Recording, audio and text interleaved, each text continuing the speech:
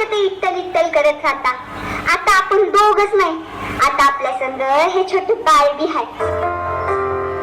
त्याला थोडा लक्ष कुटुंबाकडे बी द्या. म्हणजे हा जगनियता विठोबा आपल्या कुटुंबाचा भाग नाही असं म्हणायचं आहे का तुम्हाला? हा विठोबा हेच आपलं कुटुंब. अहो पण या कुटुंबात बाकीची बी मंडळी आहेत की नाही? या काळ्या इथल्याशिवाय बाकीचाच नाही यायचा म्हणते मी. सारखं आपलं ते चक्र फिरवायचं, नाही ते त्या इथल्याची पूजा करत बसायची. दुसरा उद्योगच नाही. हे पा तुमचा विठुळा रुगाचाच राग आहे. तो या जगाची चक्र चालवतो म्हणून आपल्यासारख्या मातीच्या गोड्यांना आकार मिळतो. वा वा, सगळी त्याची कृपा आहे. माझ्या आयुष्यात तुमच्यासारखी पत्नी येणे, आपल्या दोघांच्या संसाराला याची मुकल्या गोंडस बाळाच्या रूपानं सुख येणे, ही सगळी त्याचीच कृपा. मग त्याला विसरून कसं चालेल? ऐकतावा त्याला इसरा असं कुठं म्हणते मी, पण ते छोट्या लेकराकडे जरा लक्ष द्याल की नाही? आवं ज्या भक्तीनं तुम्ही त्या इथल्याच्या मूर्तीला लोणी लावताना, त्याच भक्तीनं या चिमुकल्यालाही खाऊ पिऊ घाला म्हणते मी. नाही तर त्याच्याला वाटेला येईल ती माती. तुम्ही विनाकारण वाद घालत आहात. हे बघा, मी धुणं भांडी करून इरीवर जाऊन पाणी भरून येते. कौसर्याच्याकडे लक्ष ठेवा.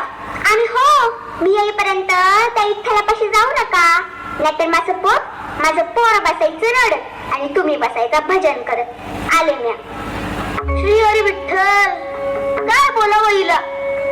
खर तर मी पूजा करावी म्हणून सगळी तयारी ही करून देत असते आणि आता विठ्ठलाला रागही भरते.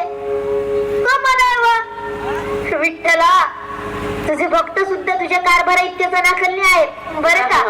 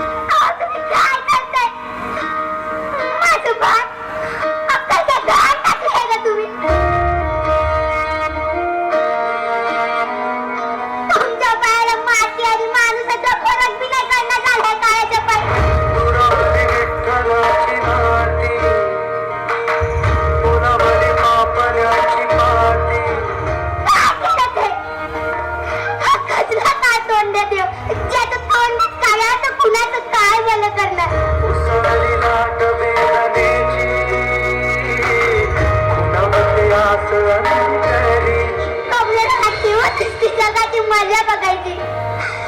कसली आली माया. स्वतःची बायको जवळ नको म्हणून तिला बी ठेवू नको आणि उभा राहायला लागतात.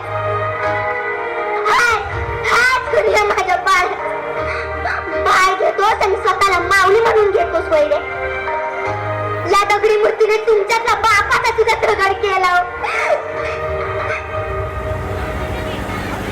माझ्यावर विश्वास ठेव. ते काय झालं, कधी घडलं याची मला काही कल्पना नाही. माझ्या पायाखाली कोण आहे याची मला जाणीव सुद्धा झाली नाही. स्वतःच्या लेकराचा जीव घेईल का? नाही, तुम्ही जीव घेतलाच नाही. योच आहे बापाचा धनी. विठ्ठला, हे काय आखरीत घडलं? भगवंता,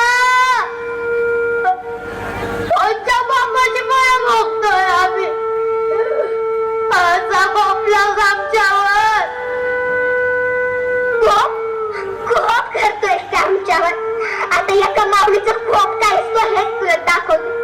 आता याला इथे ठेवायचं नाही. आता याचे तुकडेच केले पाहिजे. खबरदार मला स्पर्श करायचं. विठ्ठला विठ्ठला विठ्ठला विठ्ठला. अजून मी त्या क्रूर विठ्ठलाचंच नाव घेत आहे. जगात कोणी याचं नाव घेणार नाही असा शाप आहे का आईचा या जगाच्या बापाला. असं आदर तर करू नकोस. उठ पोरा, तुझी भक्ती, श्रद्धा, तुझा आढळ विश्वास पाहून आम्ही प्रसन्न झालो. घरादारावर संकटाचा आभाळ कोसळला असतानाही तुझ्या भक्तीचा आणि विश्वासाचा चिरा ढळला नाही. मला तुमचे चरण स्पर्श करता येणार नाही. माझं पोर मेलंय. माते, तुझंही भाग्य थोर. आपल्या एकुलत्या एक पुत्रासाठी तू भगवंताशी संघर्ष केलास. मग तुमचं दुःख मला कसं पाहावेल बरे. तुमच्या भक्तीचं महात्म्य जगाचे नियमही बदलते.